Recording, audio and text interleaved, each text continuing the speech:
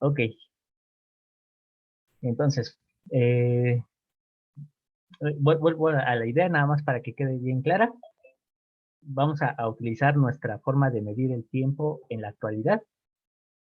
Entonces, si nosotros quisiéramos celebrar la Santa Cena como se celebraba en los tiempos de Jesucristo, cuando estaba en el mundo, en su estado mortal, entonces nosotros tendríamos que reunirnos el sábado en la noche para que realmente se llamara Santa Cena. Por eso es que se llama así, Santa Cena, porque se hacía en la noche. Incluso hay un capítulo, en este momento no recuerdo qué capítulo es, creo que es el 13, eh, pero hay un capítulo en el que se dice que el apóstol Pablo alargó su discurso hasta la medianoche. Cuando me enseñaron este principio de que el apóstol Pablo alargó su discurso hasta la medianoche, fue en seminario y recuerdo que el hermano me decía, imagínense un discurso desde la mañana hasta la noche, y yo entre mí dije, wow, o sea, qué aguante de los hermanos para estar mm, más de 12 horas escuchando al apóstol Pablo. Y en realidad eso está fuera de contexto. El apóstol Pablo se reunió con los discípulos al finalizar la reunión de la sinagoga, y eso se hacía en la noche. Entonces, su discurso se alargó hasta la medianoche, significa que fue aproximadamente entre las 8 de la noche y la medianoche. Y por eso es que se llama Santa Cena, porque se hace en la noche, no es el Santo Desayuno, como lo celebramos en la actualidad. Cuando se interpreta de que María fue al sepulcro el primer día de la semana y lo encontró vacío, se ha interpretado de que Jesucristo resucitó el primer día de la semana. Sin embargo, dice que María fue cuando todavía no amanecía, cuando no salía el sol todavía. Es decir, fue de madrugada. Vamos a pensar que fue como a las 6 de la mañana. Pero el primer día de la semana no comienza, este, sino precisamente en el momento en que eh, cae el atardecer digamos, de nuestro día anterior. Volviendo otra vez al ejemplo de nuestro tiempo. Nosotros comenzamos nuestro domingo a las 12 de la noche, pero si estuviéramos viviendo bajo la ley mosaica, o más bien bajo el principio bíblico, nuestro domingo, perdón, tendría que iniciar al atardecer del sábado, es decir, 7, 8 de la noche del sábado. Ahí es donde comienza el domingo. Entonces, ¿qué ocurre? Que ya había pasado más de 8 horas de que Cristo había resucitado. O sea, realmente no había resucitado el día domingo, sino precisamente al finalizar el sábado. Incluso dentro del catolicismo está todavía ahí la semilla en el famoso sábado de gloria. El sábado de gloria es precisamente esa semillita que ahí se quedó del judaísmo, de que realmente Cristo había resucitado en sábado y no en domingo. Pero bueno, eso es para otro tema, ¿no? Aquí el punto es que tenemos en discusión sobre si nosotros debemos de reunirnos en sábado o en domingo. Durante muchos años se nos enseñó, incluso a mí como misionero, se me enseñó a combatir a los sabatistas. Los sabatistas son aquellos que exhortan a los demás a que guarden el sábado. Los sabáticos son aquellos que dicen, yo obedezco el sábado, pero tú obedeces el día que tú quieras hacerlo. Y se nos daban las formas en las cuales podíamos combatir a los sabatistas. Eh, se daban algunos ejemplos muy absurdos que no voy a tomar en este momento, pero conforme uno va creciendo en el Evangelio y estudiando las Escrituras, uno se da cuenta de que el argumento sabatista es más valioso de lo que uno cree. Y entonces la pregunta aquí es, ¿y los santos en qué lugar nos encontramos? Nosotros nos reunimos en domingo porque nosotros tenemos una revelación, una manifestación de Dios en la que Él dijo que fuera en domingo. La diferencia entre nosotros y el resto de las comunidades cristianas es que nosotros sí tenemos una revelación en la que el Señor manda reunirnos en domingo. Todas las demás iglesias lo hacen por tradición y por su apego al canon papal. Nosotros somos la única iglesia que no sigue el canon papal y tenemos la instrucción de reunirnos en domingo. Aquí hay otra... Perdón, ¿podrías darnos la cita? por favor? Es, si no me equivoco, es Doctrina y Convenio 59.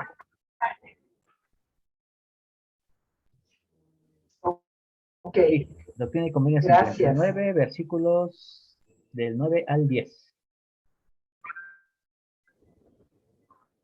Ahora, Muchas gracias. en esta sección, el Señor llama al domingo el día del Señor. Y hay que entenderlo desde el punto de vista de la Torah. Lo que nosotros llamamos domingo, que normalmente debería ser el día primero, en realidad en la Torah se le conoce como el día octavo, no como el día primero. O sea, es el día primero, eso es lógico, pero su valor como día es que representa el día octavo. ¿Y qué es eso del día octavo? El número 8 significa renacimiento, es decir, el volver a actuar, después obviamente del reposo, ¿no? Pero como renacimiento es por eso que los niños se bautizan a partir de los 8 años, porque es cuando entonces ellos renacen. Un niño judío recibe su circuncisión al octavo día, porque es un día en el que él renace al convenio de Abraham, que viene desde la matriz propiamente. Entonces, el 8 es un símbolo de nueva vida y por lo tanto, el octavo día es un día de resurrección. Ese es el valor del día 8. Cuando nosotros lo vemos de esa manera, entonces para nosotros tiene más sentido el reunirnos en día octavo, porque es un día de renacimiento, es un día de volver a iniciar una semana de actividades con nuevo espíritu, con una nueva actitud de rectificación y de teshuvah. Eso es lo maravilloso de nuestras reuniones como santos de los últimos días en domingo. ¿Qué ocurre con el sábado? Ahí sí es el gran error. Y es un error que viene desde el púlpito del lago Salado. Llamarle al domingo día de reposo. El domingo no es día de reposo. El día de reposo es el sábado. El día del Señor es el domingo. Como bien lo decía el hermano Ajax en el grupo, es importante hacer esta distinción porque aunque ciertamente los paganos lo celebraban al sol y los cananeos a Baal, en realidad es un día que le pertenece a Dios. Es el primer día de la semana, es el día en que Dios inició su obra de creación, pero es también el día en el que Él nos hace saber que hay un renacimiento, que hay una nueva obra en nuestra vida. Y ahí es donde adquiere ese valor. No me voy a meter mucho ahorita, solamente quiero hacerles un comentario, porque lo vamos a ver con calma más adelante, pero el dios pagano al que los cananeos llamaban Baal y que se difundió mucho en Babilonia, es el mismo al que llamamos Jehová, solo que en su versión apóstata, en su versión tergiversada. Y más adelante les diré por qué, pero la idea de llamarle, la palabra Baal significa el Señor, el dueño, el amo, y Adonai es lo mismo, es el Señor, el Señor de nuestras almas. Entonces, Baal y el Señor, o Adonai, es lo mismo, solo que para los judíos esto es blasfemia. Para un judío decir que Baal y Jehová son la misma persona no tiene cabida en su mente. El problema es que se olvidan, los judíos se olvidan de que el evangelio fue enseñado desde el principio y Nimrod era un adorador del Dios de Israel, que en aquel entonces se le conocía como Elión, es decir, el Altísimo. Pero ¿qué ocurre con Nimrod? Que Nimrod eh, se engrandece a sí mismo, cae en apostasía, y entonces él empieza a decir que él es Dios, o sea, que Dios vive en él, y entonces él se convierte en ese sol, en ese ser que gobierna todas las cosas. Su locura es tan grande que entonces lo lleva a que lo adoren a él como el Baal de toda la tierra, es decir, el Señor de la tierra. Nimrod se convierte en el primer rey que existe sobre la tierra. Y él lo que hace es rechaza el orden patriarcal para convertirse en el en el primer gobierno monárquico. Si quisiéramos decir quién es el padre de la monarquía, es Nimrod. A diferencia de Melquisedec, Melquisedec fue hecho rey, pero no fue hecho rey por su propia voluntad, como fue el caso de Nimrod. Fue hecho rey por el pueblo. Y eso es algo interesante, porque es el primer rey nacido de una democracia. Y como rey, llegó a ese estatus debido a que él salvó a la ciudad de Salem de una guerra que estaba destinada a ser un fracaso para sus habitantes. Y lo hizo no a través de la espada, sino a través de la música. Melquisedec vence a sus enemigos a través de salmos, que no los tenemos, no desconocemos cuáles hayan sido, pero cambió el corazón de sus enemigos a tal grado que decidieron unirse a los habitantes de Salem y entonces coronar a Melquisedec como rey. Y esto se logra bajo digamos, bajo el permiso eh, gubernamental de Faraón. Faraón, que también ostentaba el sacerdocio, es quien dice a Melquisedec, tú puedes ser rey eh, por decreto. ¿Qué quiere decir eso de por decreto? De que Melquisedec fue rey no por herencia, no, él no fue rey porque sus papás hayan sido reyes, sino que él fue rey por decreto, tal como su sacerdocio. Su sacerdocio es por decreto.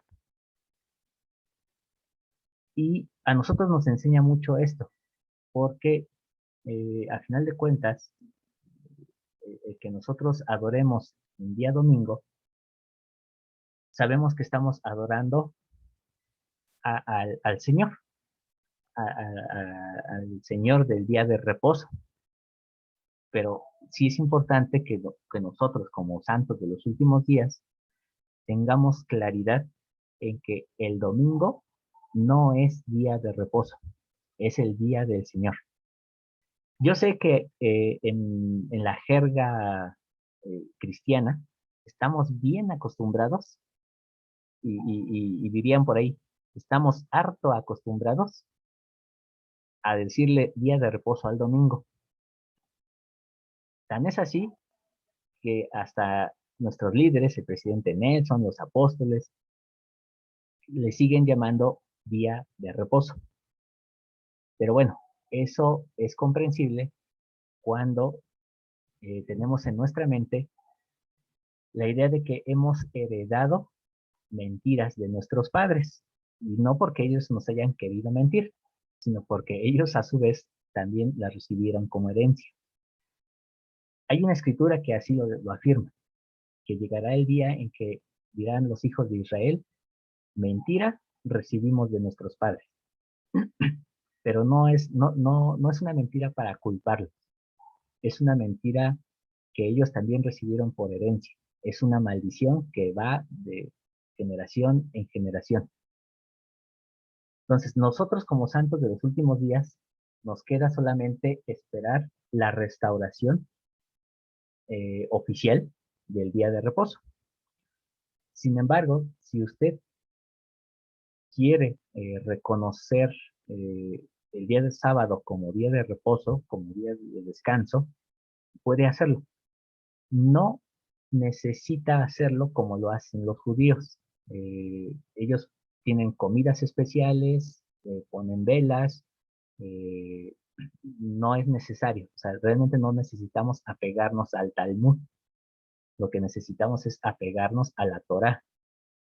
Y basta con que perdón, basta con que reconozcamos que el sábado es día de reposo, porque la palabra Shabbat significa reposo. Entonces, yo he conocido hermanos que me dicen, no, pero es que el día de reposo, los apóstoles dicen que el día de reposo es el domingo. La palabra reposo significa sábado o viceversa. Entonces, yo no puedo decir que el martes es miércoles, porque es ilógico. Eh, el sábado es sábado y es día de reposo. Y el domingo es día Dominus, es día del Señor. Eh, Me gusta ese término, como el día del Señor, más que en inglés. En inglés es el Sunday, es el día del sol. Entonces, eh, no despreciemos los elementos paganos solo por ser paganos. Hay mucho que aprender también del paganismo. Eh, y aunque más adelante yo espero que nos dé chance el poder verlo, eh, cuando José, que fue vendido a Egipto, es rectificado por Faraón y se le honra como el segundo al mando sobre todo Egipto, él es llevado a la tierra de Gosen. Ahí se casa, ahí él vive y en esa tierra es una tierra que era adoradora del sol. Y es interesante que él se haya convertido en sacerdote de la casa de Faraón y que haya vivido en la tierra del sol, de la adoración al sol, y se haya casado con la hija del sumo sacerdote que dirigía las adoraciones al sol. Hay mucho que aprender de Asenet, que es la esposa de José, eh, porque realmente nos muestra que aún dentro del paganismo encontramos al Mesías. Y eso es lo maravilloso, que realmente vivimos en la época de reunir todas las cosas en Cristo, tanto las paganas como las más profundas de la Torá. Es un tiempo maravilloso y ahora yo creo que queda un poquito más claro el por qué nosotros adoramos en domingo. Adelante, hermano Alex. Hola, hermano Juan, qué gusto escucharte tu respuesta. Gracias por la larga espera, pero realmente ha valido la pena.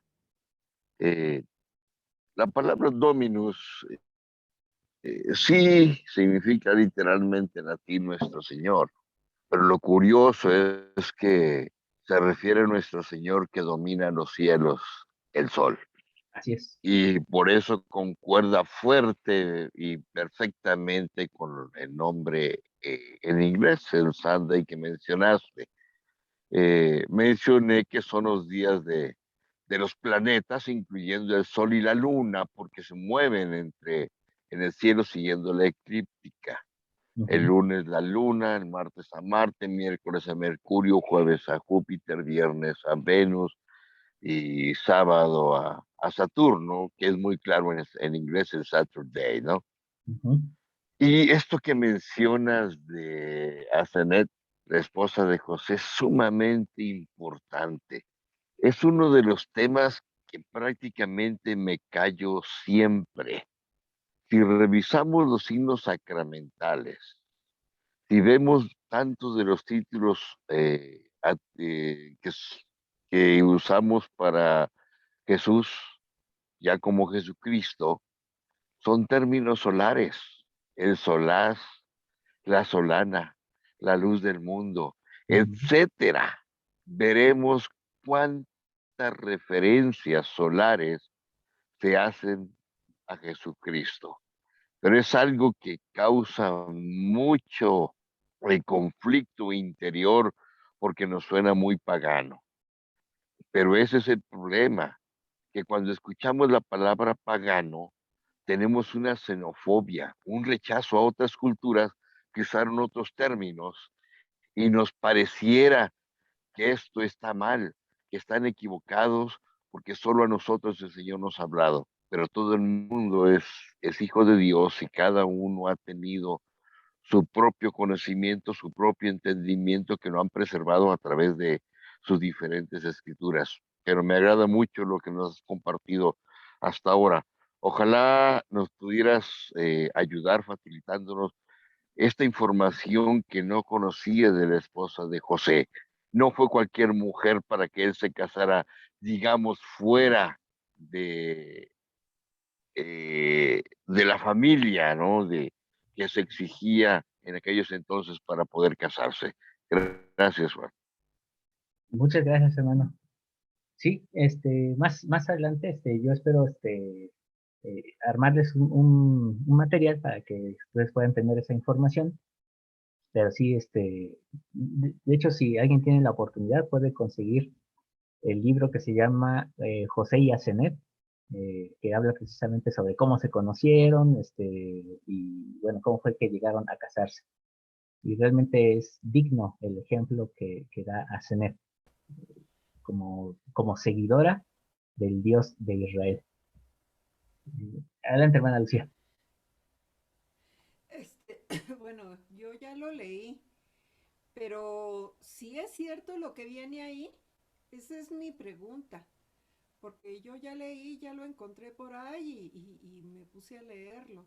Entonces, repito mi pregunta, ¿es cierto? Es apócrifo, Es al igual apócrifo, o que el sea, libro de viene de... Enoch, perdón. Pero tiene entonces dudosa veracidad o algo así. Sí, Yo creo que porque yo ya lo leí, pues bueno, yo más lo que leí así como si fuera un cuento. sí, más que dudosa Ajá. veracidad, es dudoso origen. Es lo que, por eso son apócrifos, Ah, porque no sabemos el origen.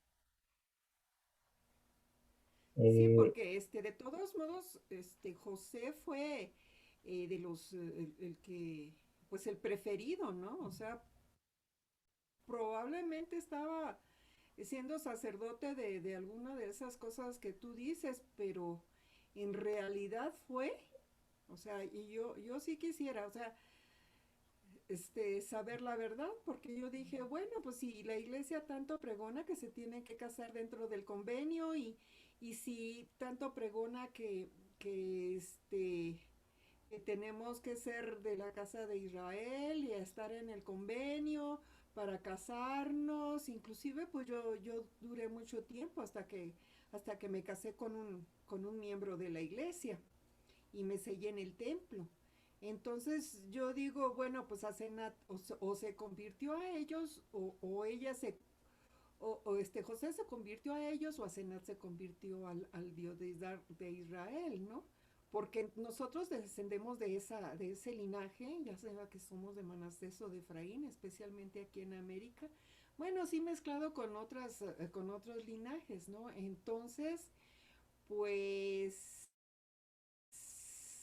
¿qué? Es mi pregunta.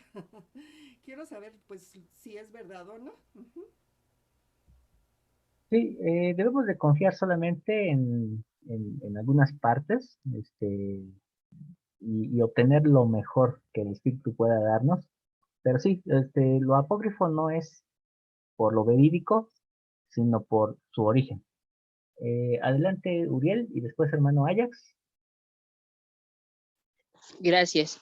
Hace mucho tiempo y aún todavía sin sustento mucho, más que mi propia impresión y opinión, yo he pensado que realmente Babilonia tal vez no fue un lugar pues profano desde sus inicios o descarriado, ¿no? Sino que pues todos estos em, esta grandeza que tuvo, porque ciertamente la tuvo, pues se debía en algún momento a las bendiciones que les tenía preparado Dios, ¿no?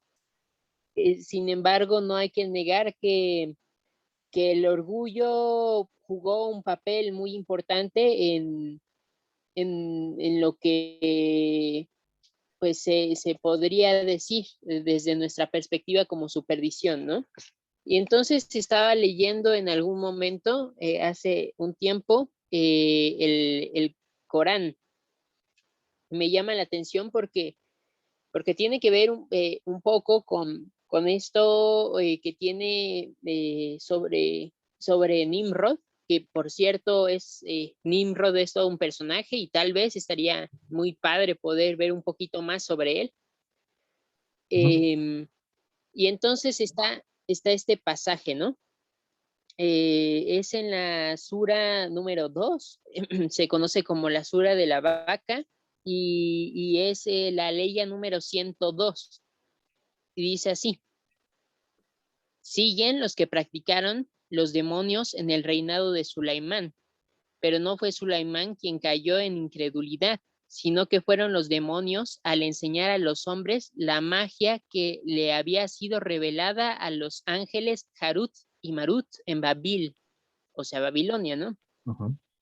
Estos no enseñaban a nadie sin antes advertirle, somos una prueba, no caigas en la incredulidad. Así aprendieron de ellos cómo separar al hombre de su esposa, pero no perjudicaron a nadie sin permiso de Alá.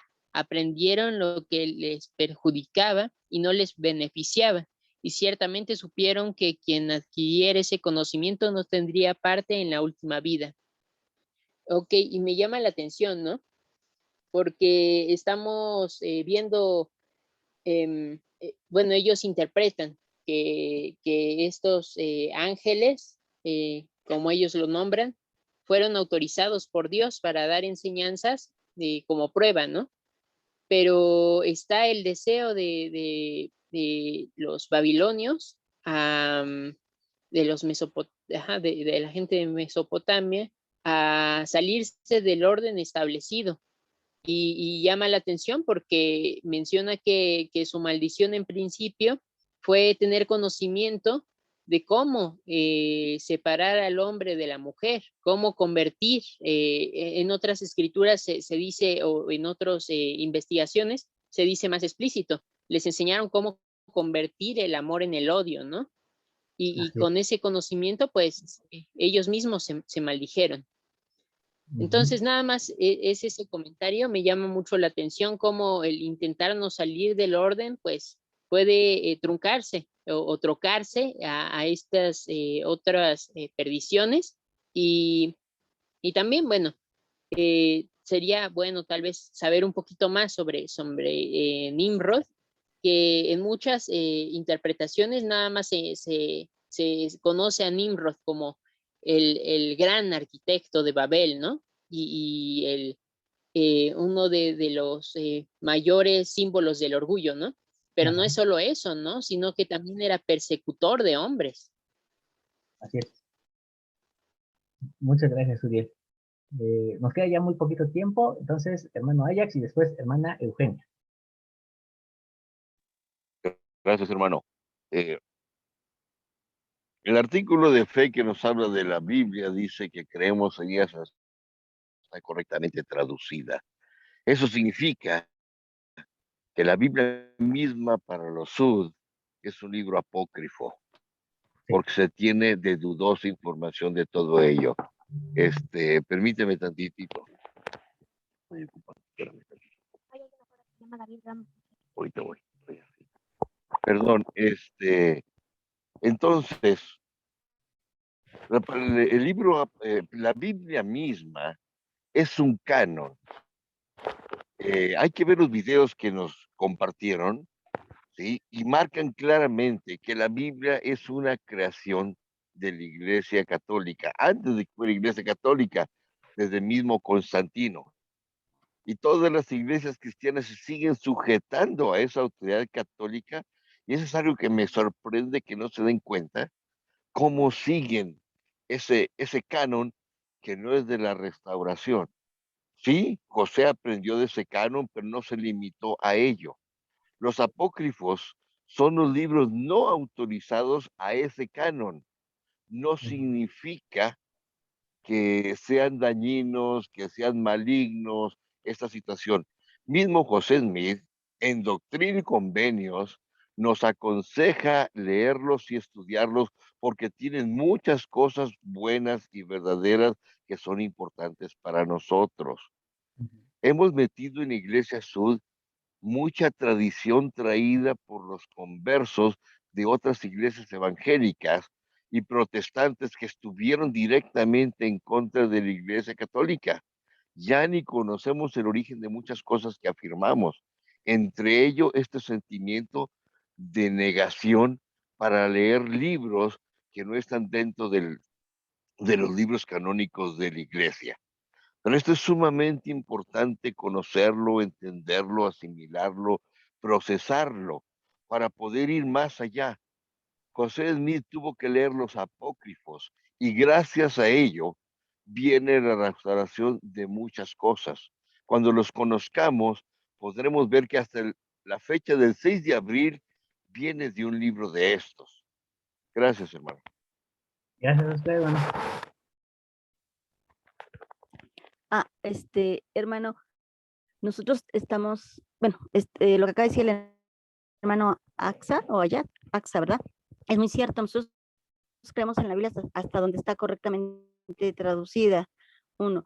2, nuestro profeta tiene revelación con nuestro Padre Celestial, y aparte se nos ha dicho que cuando antes de leer cualquier cosa, tomemos nada más lo que es bueno, que hagamos una oración, y si sentimos gozo en nuestro corazón, es que es bueno, y si no, pues lo desechamos, porque si estamos de que le queremos decir a usted, es que es apócrifo, pero sí o no es cierto, o sea, eso ya es criterio de cada persona, de nosotros mismos, o sea, nosotros tenemos que leer, hacer nuestra oración y saber en nuestro corazón si es o no es cierto, porque al final del camino, pues, porque estamos en la iglesia verdadera, bueno, los que son, sud, creemos que estamos en la iglesia, creemos y estamos convencidos y tenemos un testimonio de que estamos en la iglesia verdadera. Entonces, antes de que leamos, yo los invito a que hagamos una oración y que estemos convencidos y que ya sea nuestro propio juicio, nuestro propio criterio, que el Señor nos haga sentir si es o no es verdadero. Esa es mi humilde aportación. Gracias, hermano Juan.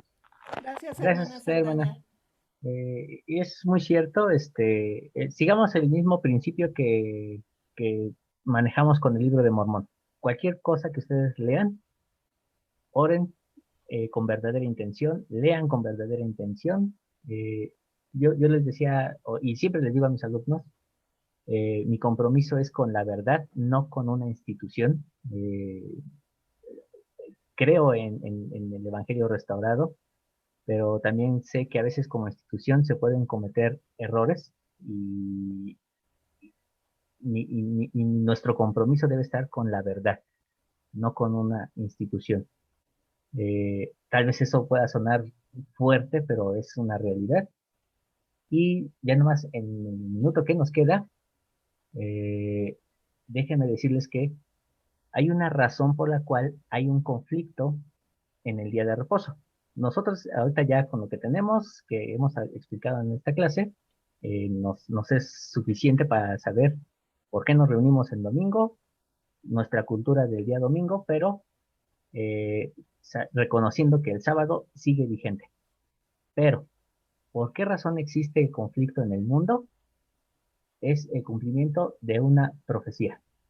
Eh, y esa profecía se encuentra en Oseas capítulo 2, versículo 11, y se los leo. Haré cesar también todo su regocijo, sus fiestas, sus lunas nuevas, sus días de reposo y todas sus solemnidades. Entonces, esa es la razón por la cual hay conflicto en el día de reposo. Porque el Señor dice, y esto lo cito a Isaías, dice, me son abominación tus lunas nuevas y tus días de reposo. Entonces, Dios mismo fue quien rechazó estos días de parte de los judíos. Y aunque no les guste a los judíos, pues van a tener que reconocerlo. Pero también se ha prometido una restauración. La cita de Isaías es la de Isaías capítulo 1, versículo 13 y 14. Isaías 1, 13 y 14. Entonces, Pero la de ahorita fue Oseas 2:11. ajá, la primera fue Oseas 2:11, donde viene la profecía, que hará cesar lunas nuevas y día de reposo. Espero que esta clase La nos otra haya es, aportado. perdón, y la otra escritura, Ay, perdón, se corta, hermana. No entendí. no, perdón, digo, la otra escritura se encuentra en Isaías, ¿usted dijo? Isaías 1, versículos 13 y 14. Bueno, Gracias. No sé si entendí bien. Oseas, ¿cierto? la otra es Oseas 2:11. Ya, gracias. Hermanos, pues ya se nos acabó el tiempo, solamente me despido. Gracias por estar en esta clase. Espero que hayas edificado sus corazones. Nos vemos la próxima semana. No concluimos todavía el tema de Noé, pero ya entramos al tema de Nimrod y Abraham. Entonces, para que ustedes vayan estudiando, ¿sale? Les mando un abrazo.